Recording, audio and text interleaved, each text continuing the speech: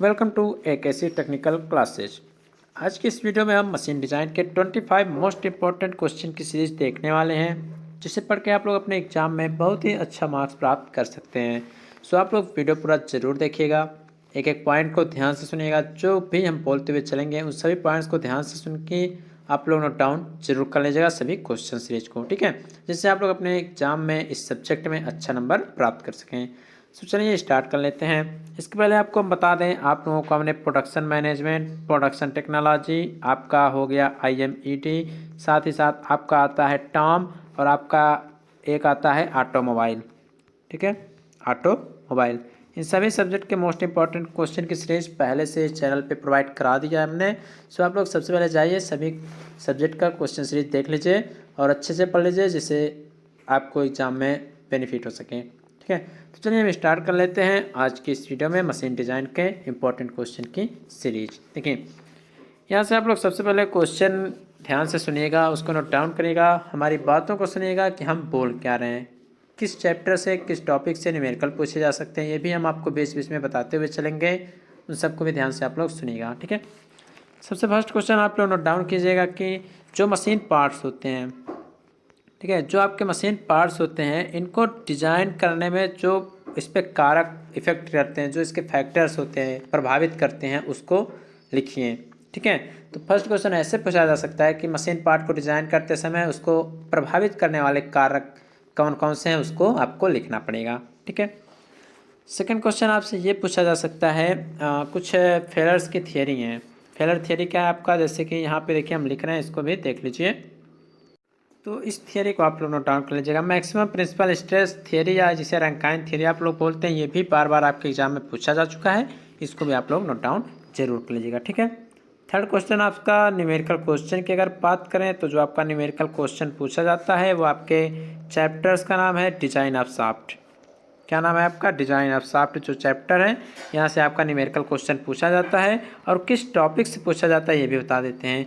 जो आपका लास्ट में एक टॉपिक दिया हुआ है कंबाइंड आपका एक bending and twisting, combined bending and twisting वाला जो फार्मूला है, वहाँ से आपका न्यूमेरिकल क्वेश्चन आपके एग्जाम में हर साल पूछा जाता है। सो आप लोग इसको भी नोट डाउन जरूर कर लीजिएगा, ठीक है। नेक्स्ट टॉपिक की अगर बात करें तो आपकी जो इंड्योरेंस लिमिट क्या होती है, आपसे पूछा जा सकता है कि इंड्योरेंस लिमिट, या आपसे पूछा जा सकता है कि जो आपका इंड्योरेंस स्ट्रेंथ होता है, आपका इंड्योरेंस लिमिट और इंड्योरेंस स्ट्रेंथ ये क्या होता है, इसको भी आपको नोट डाउन कर लेना है। ये भी आपके एग्जाम में बार बार पूछा जा चुका है, सो आप लोग इसको भी ज़रूर देख लीजिएगा। साथ ही साथ आपका यहाँ से पूछा जाता है कि स्ट्रेस कंसंट्रेशन क्या होता है, पूछ लेगा एग्जामिनर स्ट्रेस कंसंट्रेशन क्या होता है, इसको प्रभावित करने वाले कारक क्या क्या हैं, ये भी आपसे पूछा जा सकता है, ठीक है। ये सब टिप्पणी वाले क्वेश्चन हैं, यहाँ से ये सभी क्वेश्चन आपके एग्जाम में पूछे जाते हैं। उसके बाद आपका आगे और भी पूछा जा सकता है कि जो विभिन्न प्रकार की मैकेनिकल प्रॉपर्टीज़ हैं, किसी मशीन के डिज़ाइन करते समय उनका क्या क्या प्रभाव पड़ता है। अर्थात सीधे पूछ लेगा कि मैकेनिकल प्रॉपर्टीज़ होती क्या है, जैसे टफनेस क्या होता है, स्टिफनेस क्या होता है, रफनेस क्या होता है, हार्डनेस क्या होता है, ये सभी आपके एग्जाम में पूछा जा सकता है, ठीक है। आपका एक क्वेश्चन और पूछा जा सकता है कि फटिग लिमिट क्या होती है, पूछ लेगा आपसे कि फटिग लिमिट क्या होती है, आपका क्रीप क्या होता है, ये से भी क्वेश्चन आपके एग्जाम में पूछा जा सकता है। साथ ही साथ एक मोस्ट इंपॉर्टेंट टॉपिक है FOS अर्थात फैक्टर ऑफ सेफ्टी क्या होता है, इसको भी नोट डाउन कर लीजिएगा। ये सभी 3 4 5 लाइन के लगभग क्वेश्चंस हैं, आंसर्स हैं, इन सबको आप लोग नोट डाउन कर लीजिएगा। ये सभी क्वेश्चन आपके एग्जाम में पूछे जा सकते हैं। इसके बाद अगर हम आगे यहाँ से आपका नेक्स्ट क्वेश्चन पूछा जा सकता है कि जब आप लोग मशीन डिज़ाइन करते हैं तो उस समय कुछ ध्यान देने वाली बातें होती हैं, जैसे कि क्या क्या आपको ध्यान रखना चाहिए डिज़ाइनिंग करते समय, वो क्या क्या होती हैं, उन सबको आपको लिखना पड़ेगा, ठीक है। अगला क्वेश्चन आपसे पूछा जा सकता है कि जो आपका मैक्सिमम आपकी प्रिंसिपल स्ट्रेस थियरी क्या होती है।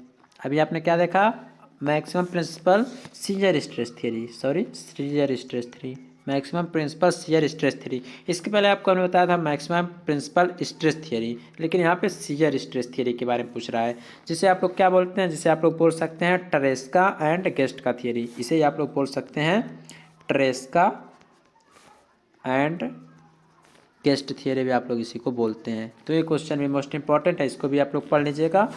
तो जो हमने फर्स्ट थियरी बताया और सेकंड थियरी बताया, ये दोनों मोस्ट इंपॉर्टेंट है, बार बार पूछे जाते हैं। कभी कभी रेयर केस में आपका एक स्ट्रेन वाला थियरी होता है, कभी कभी स्ट्रेन थियरी आपका होता है, ठीक है। स्ट्रेन एनर्जी का एक थियरी होता है, मैक्सिमम स्ट्रेन एनर्जी एक थियरी आप है जो आपके सिलेबस में थर्ड वाला है, उसको भी आप लोग देख सकते हैं। कभी कभी रेयर केस में यह पूछ लिया जाता है, लेकिन मोस्ट इंपॉर्टेंट जो हमने ऊपर बताया फर्स्ट और सेकेंड, ये दोनों बार बार कोई ना कोई इसमें से एक आपसे पूछ लिया जाता है, ठीक है। अगला क्वेश्चन आपसे ये पूछा जा सकता है कि जॉइंट्स क्या होते हैं। पूछ लेगा आपसे कि जॉइंट्स या फास्टनर्स, ज्वाइन या फास्टनर्स दोनों का मतलब एक ही होता है, ये आपके क्या होते हैं और इनका एग्जाम्पल सहित आपको डिफाइन करना है, इनके टाइप्स को भी पढ़ लेना है थोड़ा थोड़ा सा, ठीक है।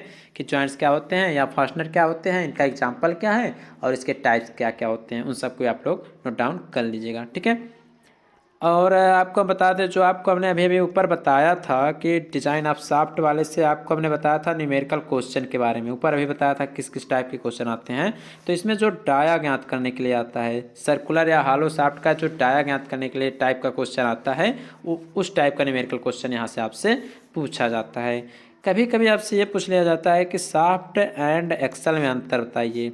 शाफ्ट एंड एक्सल में आपसे पूछ लेगा, कभी कभी अंतर बताने के लिए आपसे पूछा जा सकता है कि शाफ्ट क्या होता है, एक्सल क्या होता है, इन दोनों में डिफरेंस क्या क्या होता है, ठीक है। यहाँ से अगर हम और बात करें तो एक होता है आपका स्पिंडल, क्या होता है आपका, एक होता है आपका स्पिंडल। स्पिंडल क्या होता है, इसका क्या यूज होता है, ये भी आपके एग्जाम में क्वेश्चन पूछा जा सकता है, ठीक है। और डिज़ाइन ऑफ शाफ्ट जो है उसी चैप्टर में आपको एक टॉपिक और देखने को मिलेगा, क्राइटेरिया दिया गया है। जैसे कि आपका वहाँ पे दिया है क्राइटेरियन थियरी, तो क्राइटेरियन में आपके दो थियरी दिए गए हैं, एक आपका संबंधित है स्ट्रेंथ से, एक आपका संबंधित है स्ट्रेंथ से, और दूसरा किससे संबंधित है आपका रिजिडिटी से। तो इस थियरी को भी पढ़ लीजिएगा। क्राइटेरियन जो स्ट्रेंथ एंड रिजिडिटी थ्योरी है, ये कभी कभी पूछ लिया जाता है कि रिजिडिटी थ्योरी क्राइटेरियन किसके लिए यूज किया जाता है और स्ट्रेंथ वाला किसके लिए यूज किया जाता है। सो आप लोग यहाँ से न्यूमेरिकल क्वेश्चन भी पढ़ लीजिएगा, ठीक। तो इस चैप्टर से आपके न्यूमेरिकल क्वेश्चन भी आते हैं, जैसे कि दो एक्सल हैं या दो शाफ्ट हैं, उस पर इतना आपका लोड लगाया हुआ है तो क्या क्या इफेक्ट पड़ेगा, तो इस टाइप का आपका न्यूमेरिकल क्वेश्चन भी यहाँ से पूछा जाता है। सो आप लोग इसको भी पढ़ लीजिएगा।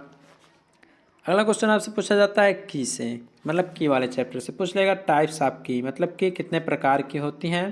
सभी का आपको चित्र सहित पढ़ लेना है अपने एग्जाम की दृष्टि से, ठीक है। इसको आप लोग पढ़ लीजिएगा। और जो डिज़ाइनिंग ऑफ की जाती है, जो डिज़ाइन ऑफ की जाती है, उसका मेथड कौन कौन सा है, तो आप लोग को मेथड भी पढ़ लेना है, ठीक।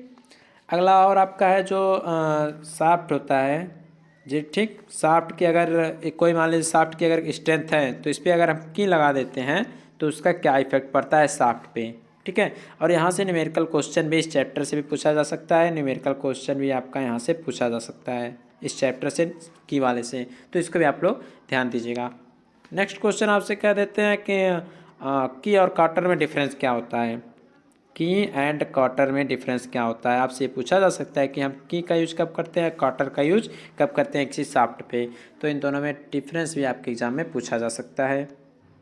अगला क्वेश्चन आपका ये पूछा जा सकता है कि कॉटर एंड नकल जॉइंट में क्या अंतर होता है। कॉटर एंड नकल जॉइंट में आपका क्या अंतर होता है, ये भी आपसे एग्जाम में पूछा जा सकता है। सो आप लोग इसको भी अच्छी प्रकार से ज़रूर पढ़िएगा, ठीक है।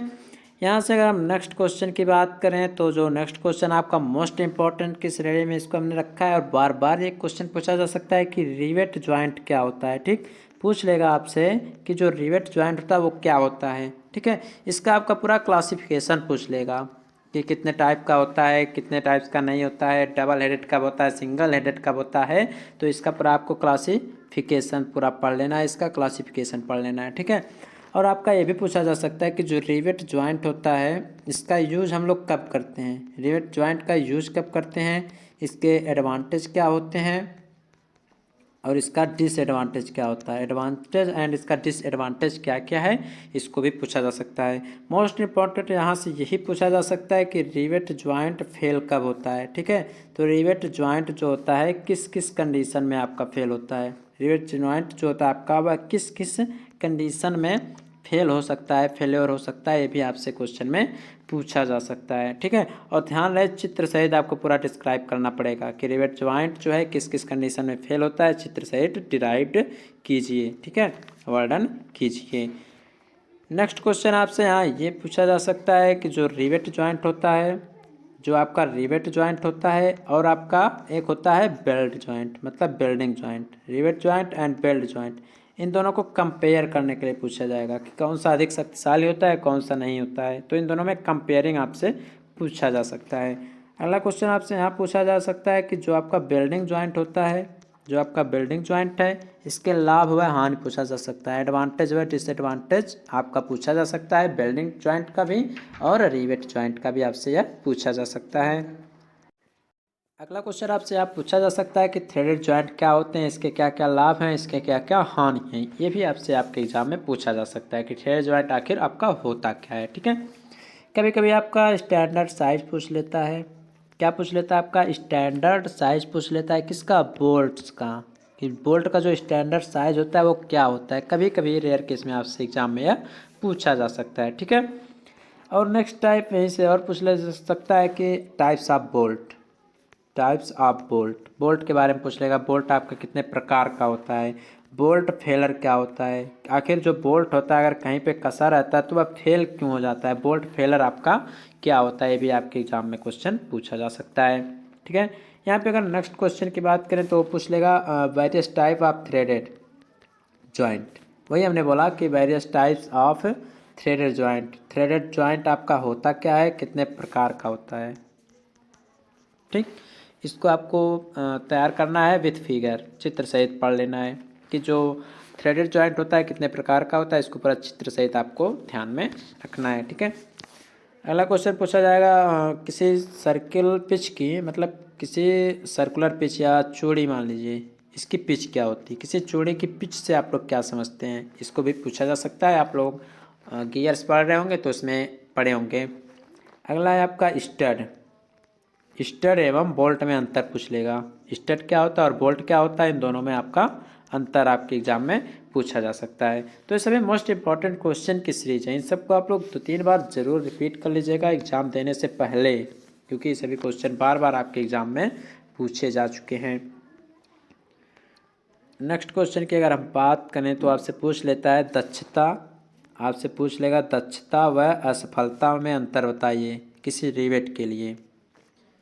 ठीक, किसी रिवेट के लिए आपसे पूछ लेगा दक्षता व विफलता में क्या अंतर होता है। ठीक है, अगला आपका पूछ लेगा नकल जॉइंट, क्या पूछेगा आपका पूछेगा नकल जॉइंट क्या होता है, इसको पूरा आपको चित्र सहित समझाना है, चित्र सहित, और यहाँ से आपका न्यूमेरिकल क्वेश्चन भी एग्जाम में आपका पूछा जा सकता है। ठीक है, तो डिज़ाइन ऑफ शाफ्ट और डिज़ाइन ऑफ जॉइंट से आपके न्यूमेरिकल क्वेश्चन पूछे जा सकते हैं। ठीक है, नेक्स्ट क्वेश्चन आपसे पूछा जाता है कॉकलिंग एंड फर्निंग क्या होता है। ठीक, ये भी क्वेश्चन आपसे पूछा जा सकता है, इसको पूरा कंपेयर करके आपको समझाना पड़ेगा ये दोनों आपके होते क्या हैं, कॉकलिंग एंड फर्निंग।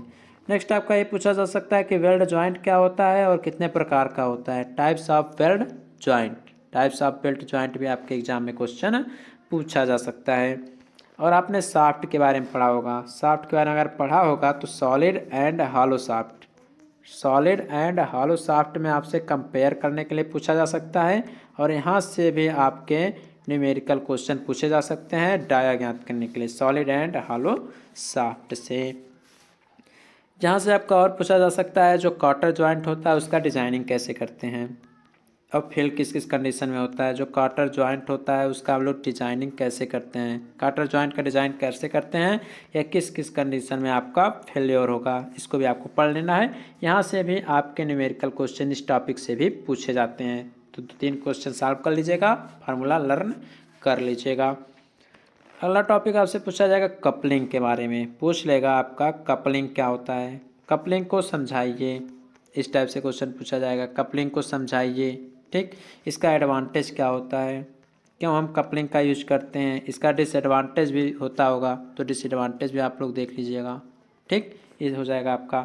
और इसकी आवश्यकता क्यों पड़ती है, कपलिंग की आवश्यकता क्यों पड़ी, आखिर इसकी जगह पे कुछ और लगा रहा होगा लेकिन कपलिंग को लगाना सही समझा गया, क्यों समझा गया, तो इसकी आवश्यकता क्या है, इसको भी आपको पढ़ना है।